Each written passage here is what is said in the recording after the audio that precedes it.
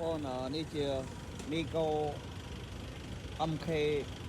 48កម្លាំងវ៉ាត់1000វ៉ាត់ជាផលិតផលរបស់ស្ពនបងប្អូនយើងមានម៉ៃក្រូហ្វូនគូហើយជ្រៀងប្រូណាបងប្អូនហើយជាពិសេសគឺតម្លៃល្អមែនតើមានការប្រម៉ូសិនបងប្អូនចូលឆ្នាំខ្មែរយើងប្រម៉ូសិនតម្លៃល្អមែនតើបងប្អូនតម្លៃធ្លាប់តែ550ទេឥឡូវប្រម៉ូសិនទៅសល់380ទេ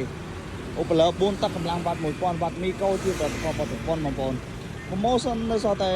380ទេអញ្ចឹងបងអាចមករកជឿបាននៅហាងហុកលីងឆេងដែលមានទីតាំងនៅភ្នំពេញក្បែរប៉ុស្តិ៍អាស៊ីអាគ្នេយ៍ជាប់នឹងសាកលវិទ្យាល័យកម្ពុជានៅតាមបណ្ដោយផ្លូវណាព្រីបងប្អូននៅផ្លូវធំតែម្ដងស្អាតបងប្អូនស្អាតជាប្រភេទសត្វដាច់ទៀតបងប្អូនមានម៉ៃក្រូហ្វូនមួយគូធានាជូនបងប្អូនមួយឆ្នាំអូខេបាយបាយ